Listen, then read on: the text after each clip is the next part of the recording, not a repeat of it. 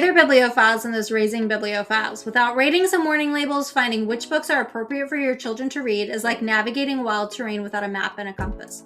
I don't know about you, but I have been burned more than once handing my child a book that I thought was clean and appropriate for them to read. I'm a fellow mom, educator, reading specialist, and literary enthusiast trying to find great books for my children and yours to read. So if you're looking for a real review from a mom with a biblical worldview, then welcome and enjoy this week's book review. So this week's book review is going to be a big treat. I am actually going to go through an entire 7-book series. So hopefully you have time to go through all of these books and you're ready for a great series for your reader. So the series that I'm going to go through today is called the Explorer Academy series. So if you've not heard of this series before, it's a fabulous series, and I'm going to give you details about each of the books that you're going to find in this particular series. When I first got it, I wasn't really sure what I was going to think about it, but I ended up absolutely loving it, and my children themselves absolutely enjoyed it too, and they could not wait to get their hands on the next one. So the first book was originally published in 2018, and the 7th book was released in 2022. And so, like I said, I'm going to give you sort of a review on each of the books. A lot of libraries have started carrying this particular series. So hopefully that makes that accessible for you to find a copy. So this series is a part of National Geographic. So if you have a reader who loves adventure, who loves the outdoors, who loves science, who loves engineering and history, then this book series is definitely going to be one to put on their to-read list. So the story centers around Cruz, who is 12 years old as the story opens. He lives in Hawaii with his father, and he is accepted to the prestigious Explorer Academy. His mother used to work at the academy until her untimely death in a lab accident. His aunt, his father's sister, currently works there as a professor of anthropology. As one can expect, rumors circulate whether or not Cruz really deserves to be there. Cruz feels like he has a lot to prove, but it's difficult when you have a strange man in snakeskin cowboy boots trying to kill you at various intervals. So as one comes to find out, Cruz's mother left him a secret message with cryptic clues that only he can solve. The danger? Well, Nebula Pharmaceuticals is after him to stop the uncovering of a powerful antidote to millions of illnesses. It is the work that resulted in his mother's death and his new mission. The first book in the series really sets up that entire premise, and he has to find hidden clues in each of the books that goes with the formula that his mother is hidden. The characters in this story are definitely relatable to readers, and they ultimately seek to help one another, and not just even the ones that they like. The main group of characters include Cruz, his roommate Emmett, Sailor, Dugan, Brindis, and Renshaw. So Dugan is set up as the antagonist to Cruz. Both are actually good sports when it comes to competition between them. There's no cheap shots that are taken. Additionally, it's an unlikely character that almost gets Cruz expelled, and the book has great themes related to teamwork, effort, friendship, and family. Additionally, the book is just beautifully made. There's several illustrations and artifacts in the book that help the reader to understand parts of the story, as well as enhance the reading experience. So they're going to see graphics or pictures that kind of relate to whatever the scene is. And then at the very end of the book, there's additional information that's kind of like the real science behind what is presented in this particular book. Their parents will be happy to know that like there isn't any profanity. There's no inappropriate or promiscuous situation. So this book, you don't have to worry about that. There is a mention of a possible crush between Brindis that she may have on Cruz, but there's not really anything beyond that. At least that is what's in book 1. You will see that relationship blossom as I talk about each particular book. On my website at holdingsteadfastreaders.com, you are going to find some additional information, just a peek at some great quotes that are in the novel. So book number 1, The Nebulous Secret, is what kind of kicks off this entire series. From there, book 2, your reader is going to go to The Falcon's Feather. So this book just really picks up exactly where book 1 leaves off. Cruz is seeking to uncover the formula that's been hidden by his mother. The goal of book 2 is really just to uncover that next clue. So the first 2 chapters open with essentially a recap of the highlights from book 1. This aspect can be a little bit dull if you've got readers who are reading these in quick succession, but it is necessary if you have a reader who has time in between them. Nevertheless, Cruz is now on Orion, which is the cruise vessel for the schooling and adventures, and he's on his way to discovering the whereabouts of the next clue. Without giving too much away, Cruz, Emmett, and Sailor discover that things are not always as they appear. There are 2 Nebula pharmaceutical henchmen on the Orion staff whose mission it is to find the journal Cruz's mother left to him and to kill Cruz. See if you can figure out who the spies are before the end. One thing that the author Trudy did to expand the storyline is a dive into the people behind the attacks and attempts in Cruz's life. The author not only follows Prescott, he's the cowboy boots guy in book 1, but she sets it apart stylistically from the rest of the novel with black pages that interrupt the narration. So I really like the intrigue, the look on the other side. It was a very clever move of the author to kind of keep the storyline from getting dull and repetitive and kind of weaving in that other perspective. Another aspect of the story is that Brindis becomes more prominent in this story. If you recall, Brindis helped save Cruz from expulsion in book 1. So her Icelandic background helped Cruz and his friends uncover the meaning behind the clues left by Cruz's mother. Without her, Cruz would not have been able to find the next clue. As a result, she is sort of brought into the fold of the friendship and the secrets going on between Cruz, Emmett, and Sailor. Additionally, there's a bit of a budding romance between the 2 of them. Book 1 ended with a mention of a crush between them. Book 2 continues that just a little bit more. There's obvious tensions and mentions of the crush and Brindis start to have for one another. This aspect is very innocent and it's very juvenile for like the first crush. At most, they touch hands and reassurance. And so if you go to my website at holdingsteadfastreaders.com, you're going to see that particular mention. Last thing about this particular book, another aspect of the story that's sort of evolving and changing is the friendship Cruz has with his longtime best friend, Lonnie, who is still in Hawaii. Lonnie is spending time with another boy, and Cruz is jealous. Additionally, he has an internal struggle through most of the book of what to tell Lonnie about and what to conceal. He doesn't want to hide details of his life from her, but he also doesn't want to hurt her feelings since she didn't get accepted to the Explorer Academy and he did. Friendship dynamics change and as children grow. That's an element of the story that I think is a great aspect for readers to kind of explore and empathize. And these characters, as they kind of consider their own friendships in their own lives and kind of balancing what they experience with what the characters experience. The story is definitely going to capture your reader's attention as they travel to areas of the world and learn new things. Numerous times I had to stop reading because I wanted to look up pictures and some of the travel destinations that they were going to. So the author did a lot of research for this book, and I think your readers will definitely enjoy that too. Book number 3 is called The Double Helix. And so in this particular book, you're going to pick up with the kidnapping of Cruz's father by Nebula in order to get the cipher that he carries in the midst of trying to discover the hidden whereabouts of the third piece. Cruz is also struggling with what to do in order to save his father, give the pieces to Nebula, or to create a fake set to give them. Aside from the events on the Orion Explorer Academy ship, the key settings are Barcelona, Spain, and Petra, Jordan. It is in Petra that Cruz discovers the third cipher. Meanwhile, his aunt has returned to Hawaii to work with local authorities to find out what has happened to her brother, which is Cruz's father. It's actually Lonnie, Cruz's best friend, who uncovers where his father is hidden and leads him to being rescued from the kidnappers.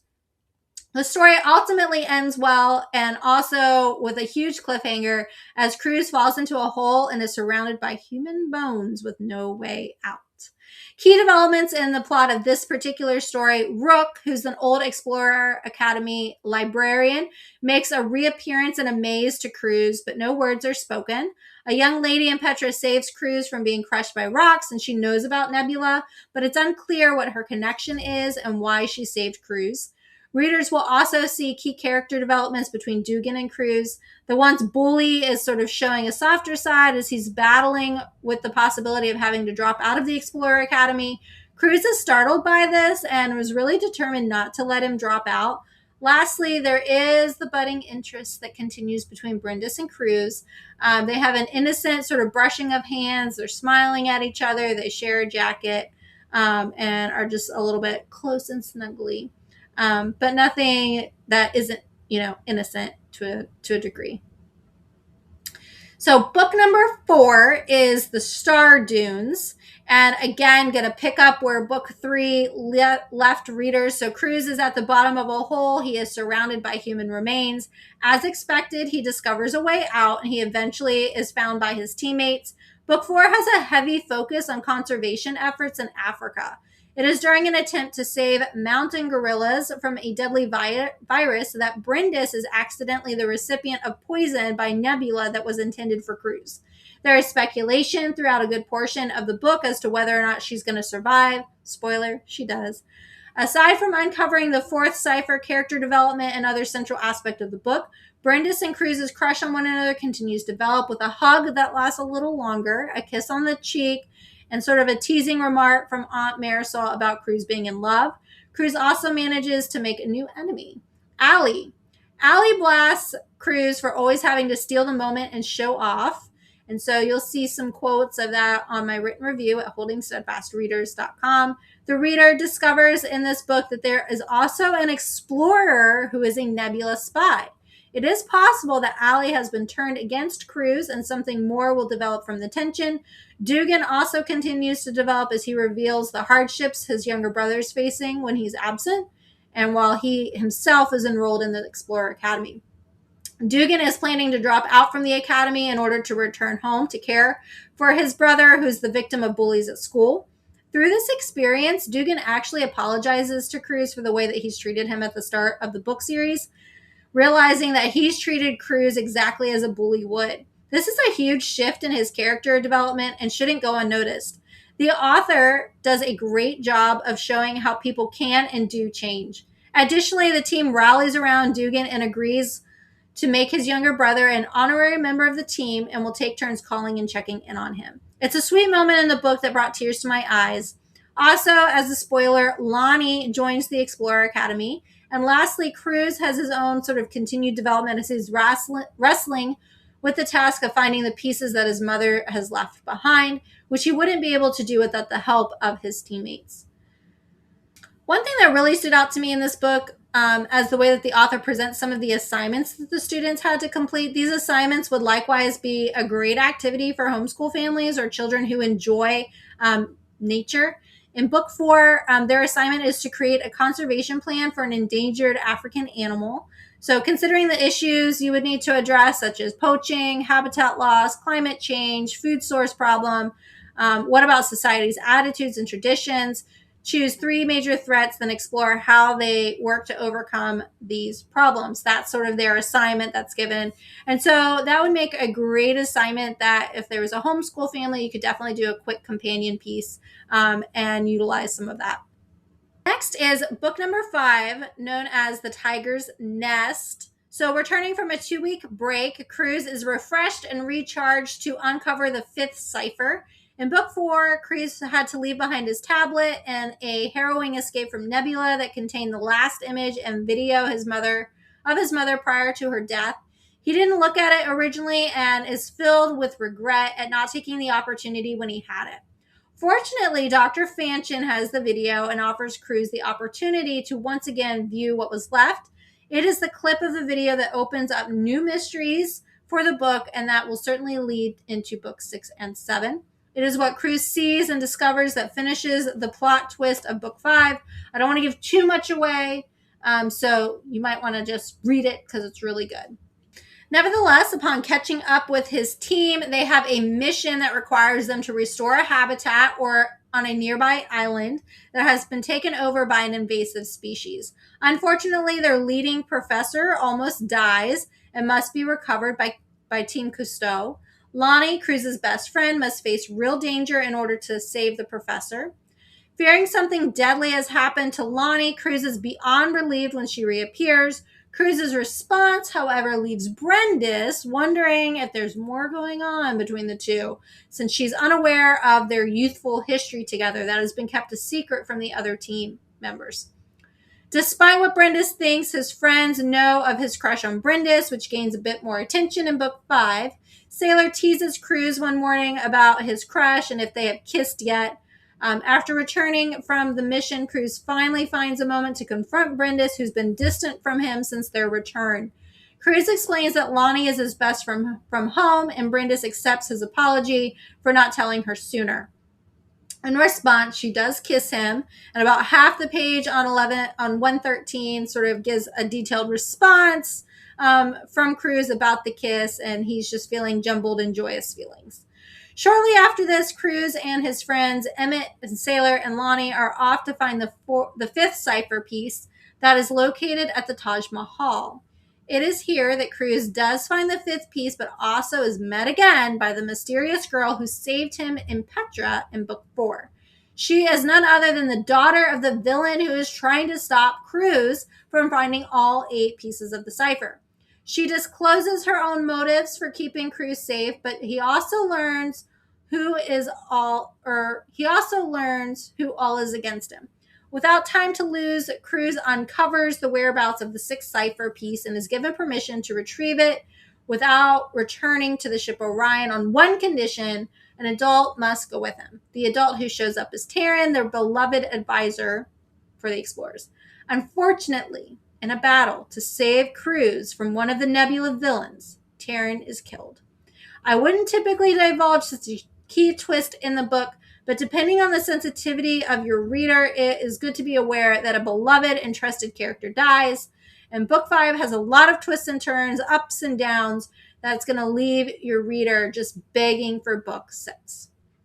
So with that, book 6 is called The Dragon's Blood. And Trudy Trueit is just really continuing that saga. And they end up going to China for the Terracotta Army specifically. Your reader is definitely going to be delighted with the adventure. It's, again, a fast-paced mystery to solve all the clues before Nebula does. Without giving too much away for this particular book, I do want to let you know that Taryn, the beloved advisor from the series who sacrificed herself in book 5 for Cruz, is not exactly gone.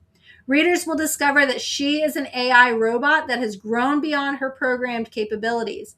She is referred to as a cybernetic life form, and there is a conversation about how what she is not revealed to the world because the world is not ready for that technology and controversy that surrounds it.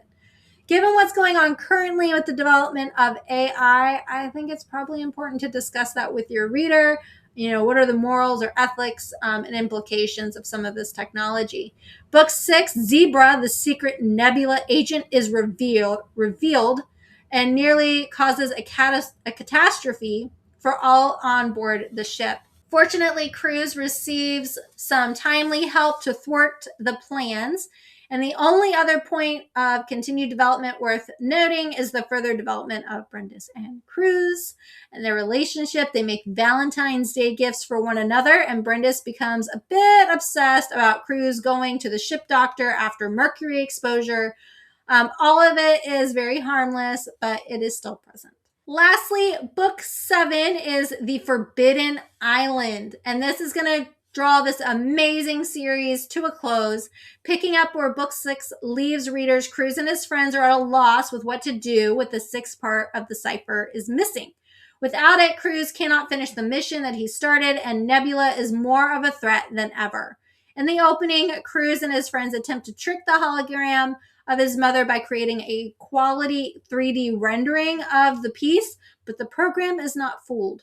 Fortunately, the secret explorer spy sends a message to Cruz and does return the 6th cipher, allowing the explorers to refocus their efforts. In the meantime, they're still participating in missions and their school program. The first one they're a part of is an installment, is a mission in Antarctica, and they discover a penguin population that they thought to not exist in this particular location. Their mission plans are actually almost delayed, but they're not completely thwarted, and they ended up pulling off a very successful mission.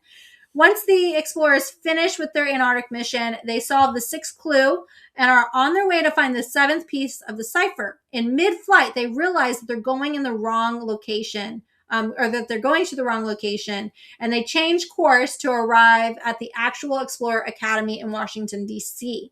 This fortuitous change in events keeps them from falling into Prescott's hands, one of the antagonists of the story. However, they're not completely safe, and an old villain appears when Cruz is getting the seventh piece of the cipher.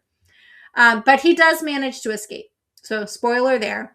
Once everyone's back together, Cruz is able to see the last clue from the hologram of his mother. It isn't what he expected, and the program begins to glitch. Fortunately, with the help of Dr. Hightower, he's able to make it to the Forbidden Island and soon discovers the additional ways that he has been deceived. The biggest revelation being that his beloved Professor Lubin is actually Nebula, and he now has to face him when he's moments away from discovering the last clue that his mother has left behind. So fast forward a bit, just a little bit as a complete spoiler, Cruz's mother is actually alive. She survived the fire in the lab and has been hiding ever since. Prescott has a redeeming moment prior to the end of the book, and he chooses to leave Cruz and pursue a new path in life. Professor Lubin survives a health event and is eventually taken into custody by police. The explorers all receive invitations to return to the academy for year 2. The only one not returning is Brindis, Cruz's love interest, which readers learn she is the explorer spy. She has been the whole time. So if you go to my website at holdingsteadfastreaders.com, you're going to get a few more bits of information about this particular book. Overall, if your readers have made it this far, they are going to be satisfied with the ending. They have been taken on a wild adventure across all the continents. Parents are going to be happy with a very clean book series that focuses on family, friendship, ingenuity. Readers might even learn a little science and geography along the way.